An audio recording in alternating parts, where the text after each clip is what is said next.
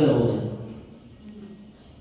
جھوپڑی کے پاس کھڑے ہوئے تو وہاں آواز آتی ہے کہ ایک بوڑھی اماں اپنی بیٹی سے کہتی ہے کہ بیٹا دودھ کے اندر پانی شامل کر دو، پانی ملا دو۔ تو لڑکی کہتی ہے کہ اماں امیر المومنین نے منع کیا ہے کہ دھوکہ ٹھیک نہیں ہے، دھوکہ دینا، اور یہ تو دھوکہ ہے۔ تو بوڑھی اماں نے کہا کہ امیر المومنین تھوڑا ہی دیکھ رہے ہیں۔ کہا کہ امیر المومنین نہیں دیکھ رہے ہیں مگر اللہ تو دیکھ رہا ہے، اللہ تو دیکھ رہا ہے۔ اس بات کا استحضار رہے، ہم گھر میں ہو، اپنے کاروبار میں ہو، اپنی دکانوں پہ ہو، اپنے مکانوں پہ ہو، اپنے کاروبار میں ہو، ہم جہاں بھی ہو اس بات کا خیال رکھیں کہ میرا اللہ مجھے دیکھ رہا ہے، میرے ایک ایک اعمال کو دیکھ رہا ہے، میری ہر حرکت کو دیکھ رہا ہے، میرے ہر سکون کو دیکھ رہا ہے، میرے ہر عمل کو دیکھ رہا ہے۔ اس کا دیکھنا ایسا دیکھنا ہے کہ سیاہ رات ہو، کالی رات ہو، اور کالی رات میں کالے پتھر پر کالی چوٹی چل رہی ہو، اس کے دیکھنے کا عالم یہ ہے کہ نہ صرف یہ کہ اس چوٹی کے چلنے کو دیکھتا ہے، اس چوٹی کے چلنے کی آواز کو بھی وہ سنتا ہے۔ یہ ہے اس کا سننا اور یہ ہے اس کا دیکھنا۔ تو اس بات کا استحضار کرنے کی ضرورت ہے کہ ہم آخرت کا خوف ہمارے دلوں میں آ جائے۔ اگر ہمارے دلوں کے اندر آخرت کا خوف آ گیا تو انشاءاللہ ہماری آخرت بھی بنے گی، ہماری دنیا بھی بنے گی۔ اور یہ کب بنے گی؟ یہ جب بنے گی جب ہمارا یقین مضبوط ہوگا، جب ہمارا یقین مکمل ہوگا۔ صحابہ کرام کا یقین کیسے بن جایا کرتا تھا؟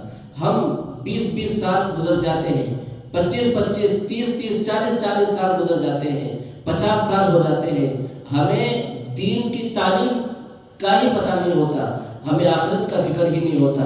ایک صحابی رضی اللہ تعالیٰ کا واقعہ لکھا ہے کہ ایک شخص تھا، اللہ کے نبی صلی اللہ علیہ وسلم نے یہودیوں کے خیبر کے علاقے کا محاصرہ کر لیا، اور یہ محاصرہ کئی دنوں تک چلتا رہا۔ اس محاصرے میں ایک شخص آیا، یہودیوں کا ایک شخص آیا جو یہودیوں کی بکریاں چرایا کرتا تھا، بیچارہ رنگ کے اعتبار سے بالکل کالا اور غریب۔ یہ اپنی بکریوں کو لے کر جب چرانے کے لیے آیا تو ایسی جگہ پہ پہنچا جہاں صحابہ کرام کی جماعت ٹھہری ہوئی تھی۔ صحابہ کرام رضی اللہ تعالیٰ عنہ سے پوچھنے لگا کہ تم یہاں کیوں آئے ہو، اور جو تمہارے سردار ہیں وہ کہاں ہیں؟ صحابہ کرام رضی اللہ تعالیٰ عنہ اجمعین نے کہا کہ جو ہمارے سردار ہیں، ہمارے آقا ہیں، ہمارے نبی ہیں، وہ یہی برابر میں ان کا خیمہ لگا ہوا ہے، وہاں تشریف رکھتے ہیں۔ اس نے کہا اچھا۔ اور صحابہ کرام نے کہا کہ اگر آپ ہمارے آقا سے ملنا چاہتے ہیں تو آپ چلے جائیں، وہ آپ سے ملاقات کر لیں گے۔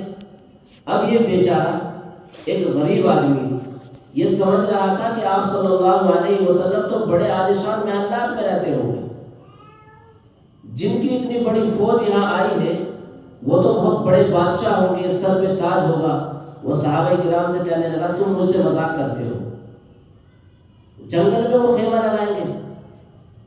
کہا ہاں ہم مذاق نہیں کرتے، ہم تمہیں اصلیت بتاتے ہیں، صحیح بتاتے ہیں کہ یہیں قریب میں موجود ہے۔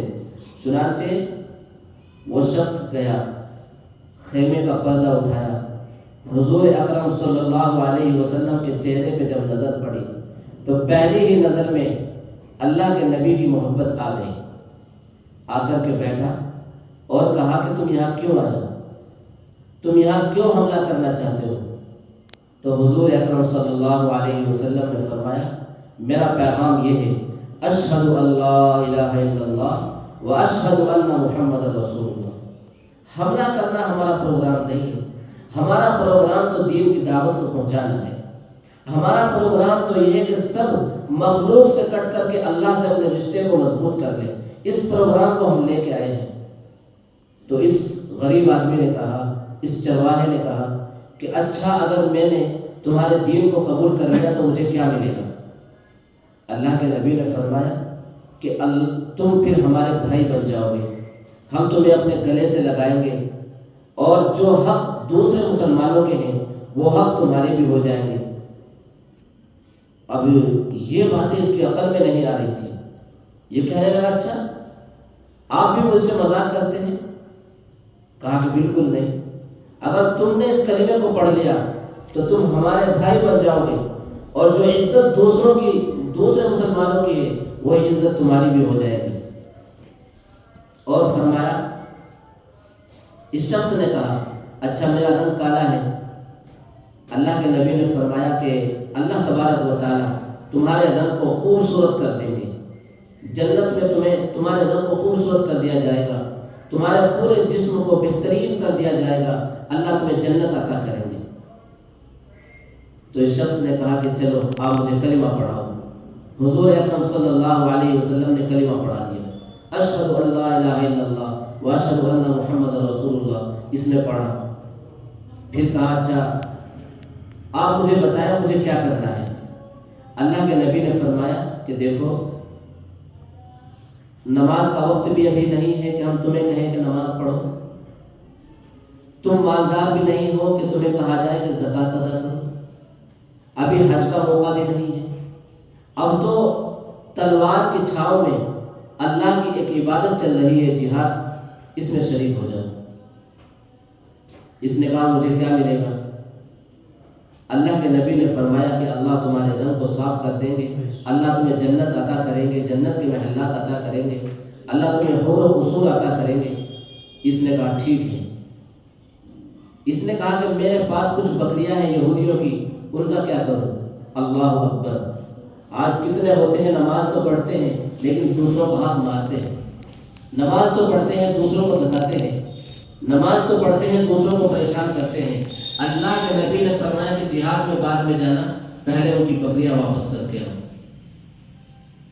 جنگ چل رہی ہے، دشمن کا مال ہے، اگر قبضہ کر لے تو قبضہ کرنا بھی جائز ہے، مگر اللہ کے نبی نے تعلیم یہ دی کہ یہ تمہارے پاس امانت ہے، اس امانت کو واپس کر کے آؤ۔ چنانچہ یہ شخص گیا، امانت کو واپس کر کے آیا، اور پھر حضور اکرم صلی اللہ علیہ وسلم سے اجازت چاہی، جہاد میں شریک ہو گیا، جہاد میں شریک ہوتا رہا، لڑتا رہا۔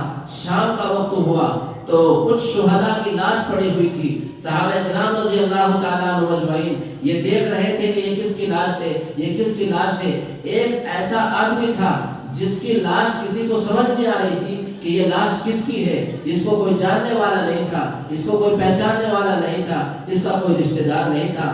صحابہ کرام کا وہاں مجمع تھا، کچھ صحابہ کرام اللہ کے نبی کے پاس پہنچے اور کہا کہ یا رسول اللہ ایک آدمی ایسا ہے جس کو ہم میں سے کوئی بھی نہیں پہچانتا، بالکل اجنبی لگ رہا ہے۔ حضور اکرم صلی اللہ علیہ وسلم وہاں پہنچے، آپ صلی اللہ علیہ وسلم نے اس شخص کو دیکھا اور کہا کہ ہاں سنو کان کھول کر، یہ میرا ایک ایسا صحابی ہے جس نے نہ ایک نماز پڑھی، جس نے نہ ایک روزہ رکھا، جس نے نہ حج کیا، جس نے نہ زکوٰۃ دی، اس نے اسلام لانے کے بعد کوئی عمل نہیں کیا، لیکن میری آنکھیں دیکھ رہی ہے کہ جنت میں فرشتے اس کو غسل دے رہے ہیں، اور جنت کے اندر اس کا استقبال ہو رہا ہے، اور جنت کے اندر اس کو طرح طرح کی نعمتیں دی جا رہی ہیں۔